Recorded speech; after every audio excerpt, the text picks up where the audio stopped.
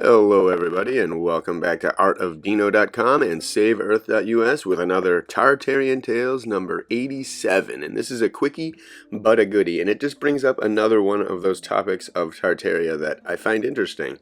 Whether it's recent history, ancient history, lost history, or present day Tartarian stuff, there's a lot to learn that adds to the overall just color and spectrum of who the Tartarians were. And we're going to keep going deeper and deeper, and a lot of people have theories, and a lot of theories are out there, so more and more stuff starts coming. So I hope this just fills in some of the random gaps as we are all kind of replenishing this history that has been stolen from us. So this is from a news article from about 1913, I believe. And I'm first going to I'll show you the Wikipedia on this guy. His name's Zelim Khan. He's the Robin Hood of the Tartars. And he was around in the 1800s. But he's got some very interesting stories. So I'm not sure if that's a real picture or what, but interesting stuff. And he's got a folk song about him, which is what I'm going to start with, and then I'll read that article below, which tells of some of his tales. So this folk song is a Khevzurian folk song about Zelim Khan, and it says, "He howls because there is no death for him. He would like to die of longing for the family which the Russian authorities sent, not sparing little children to the ends of the earth, where people gather only after death. But death does not take Zelim Khan, since God protects him until the moment when he avenges every one of his dead relatives to all the guilty, since God does not leave any evil, not a single tear inflicted on the innocent without avenge." I like that. "And since he, Zelim Khan, is a real man, only then will he find peace and death for himself when he covers blood with blood. Until the will of God is done, death itself is afraid of Zelim Khan, and does not touch him until that moment. He seeks death, but he carries it over his shoulders in the muzzle of his rifle. Oh, poor Zelim Khan." So that says Khevzur folk song, notes of the Terek Society of Lovers of Cossack Antiquity. So boom, the whole Tartarians cover so many different little tiny like Cossack and different Khevzurian, this says. So many different things are grouped into this. And again, it's all been lost, so we're all in a lot of different directions, and just whenever a little piece comes, it's just nice to add to the overall vision here that we're all developing together as a people, like, kind of exploring what's been taken from us. So I'm going to read this article right here, which is called "Zelim Khan, Robin Hood of Caucasus, Outwits Fly Cops." From 1913, the noted brigand has all the qualities of English original of romance. Here we go. Tiflis, Russia. Zelim Khan, the quote, Robin Hood of the Caucasus Mountains, who has defied Russian authorities for over 20 years, has just duped a special detective sent from Moscow to catch him. When changing horses between Tiflis and Erevan, the detective was accosted by a decrepit old man who begged for a lift home, some miles up the mountains. The detective agreed. The old man, so weak that every jolt over the stones made him groan, said he had once been rich but was ruined by Zelim Khan, who robbed him out of all of his money. As he left the carriage, he handed the detective a note. "Give this to the tribesman who lives at the top of the next hill. He will help you," he said, and tottered into a hut close by. As the detective could not find the tribesman, he opened the note, which read, "Next time you travel with Zelim Khan, be sure you arrest him." He hurried back to the hut, but found only the rags with which Zelim had disguised himself. So this guy is awesome, and I'm sure he has a lot of tales, so get ready for some more. Last autumn, disguised as an Orthodox priest, Zelim got another detective to carry his portmanteau filled with cartridges into a train. 4 days later, he was robbing rich merchants near the spot. He always sides with the poor who adore him, and refused to be tempted by the large sums set upon his head. Once, meeting a Tartar who had bought a poor Circassian girl of her parents, he ransomed her and sent her home with a roll of notes. Zelim Khan comes of ancient stock and is a Mohammedan Tartar. He claims that his forefathers ruled from Kutaisi to Baku centuries before the Russians invaded the Caucasus. He is about 50 years old, they say, and the last of his race, his 3 sons having been killed in fights with Russian gendarmes and troops. And that's amazing. He's got a mythical quality to it. So again, you can't tell exactly what is true or not. But again, he seems like he's one of the last of these breeds of these ancient people who had like a good morals and who hated the way the government obviously was going and heading during this time and had been for a long time, as his people and their history and all these things were continuously being eradicated. So the guy enacted revenge, and the people agreed with him, which I do too. So here we go.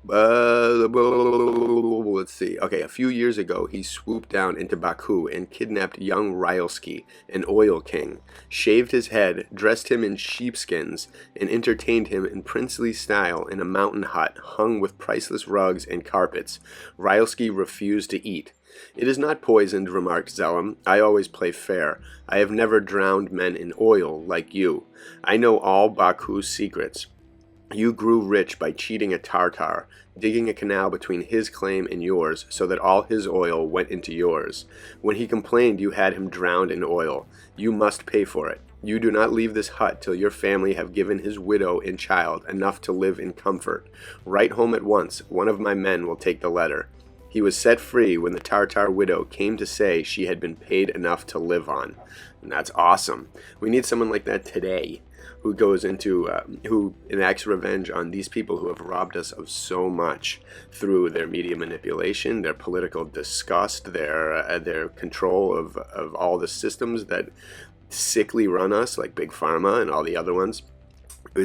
There needs to be a Robin Hood of the modern era who does amazing things and rights the immense amount of wrongs that are happening in this world currently. So here we go. He was set free when the Tartarian came to live on. So once some of Zelim's band captured a young officer and brought him to Zelim, thinking he would be glad to have a Russian in hand. But the chief was angry and said, "Set him free at once. He is but doing his duty and is kind to his men." The hillsmen tell wonderful tales of Zelim's wealth hidden in the caves and mountains. It's almost like he had a amazing ability to decipher between good and bad, which is a very easy thing in some way if you consider the energies of certain people. And this guy had morals, again, kind of like it seems like I feel some of the Tartar kingdoms and their rulers did, like almost like this guy, was one of the lost descendants of these ancient people and was still sticking to his ancient principles, which is really awesome and have been thrown out the door since. So his talent for quick changes is almost uncanny. When all the troops in the Caucasus were hunting him for robbing the post of $500,000, he was here in Tiflis, playing at being a street barber, shaving Tartars and soldiers as if he had done nothing else all his life. An officer, knowing that Zelim had lost a finger, and learning that the barber had one missing, sent down a strong detachment to arrest him. But the bird had flown. Zelim had walked out of town playing bagpipes like one of the many minstrels in these parts. Guy's awesome. Not one of his band, consisting of Kabardinsti, has been caught alive. Each has a dose of poison in his dagger hilt and swallows it the moment the game is up. Once only did the police get the better of Zelim. 3 Armenians, his accomplices, were captured as they carried notes worth $20,000 for him to Tiflis, where he is said to have a large bank account under a feigned name. The policeman in charge noticed that they refused solid food. He mixed a strong drug with their tea and found they had swallowed notes worth another $20,000. Zelim took the defeat in good part, writing to the policeman, "Come and work with me. You are too clever to be a policeman." Many persons believe that Zelim has a charmed life. And so, wow, again, Zelim is just someone I'd never heard of. A distant, possibly Tartar, that either way helped Tartars or poor migrants and different things, but was around during this whole time, so felt it qualified as a Tartarian Tales. And I'm sure there's more stories. I know there's a book on him, which I'd probably will dive into just to find out some more interesting stories about this guy. But I love people like this who just have such a strong conviction and do things, and then they attract people to them, like their team of people who are also like-minded. And I wonder if this, there's a outgrowth of this Zelim in his tribe, to see if this still continued or how long it continued even after him and his death, or if his treasure and his account is still growing, or has it been cashed out? Did he ever get caught? There's a lot to know about this, but again, I love hearing about the underdog and the people who are almost untouchable, that kind of go through this world and do amazing things to evil, to right the immense amount of wrongs, no matter what the time period they are living in.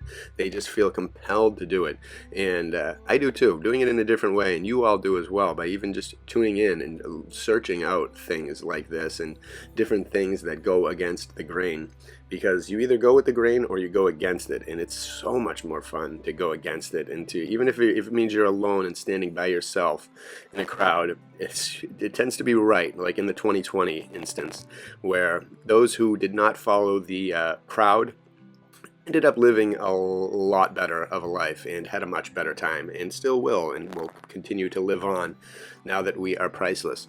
But that's a whole nother story.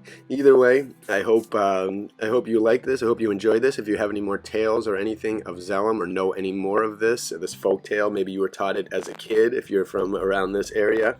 But who knows? But either way, add to the comments below, share this with whoever, and get inspired, because there's always creative ways to take down evil, and that's what needs to happen. We got to get creative. We can't join their mentality, their mindset, their darkness. We have to do it in a clever way, like this guy, and he did. And that is a great story to tell and pass on and keep going. So, hope you all enjoyed it. Again, check out artofdino.com and saveearth.us, and bless you all.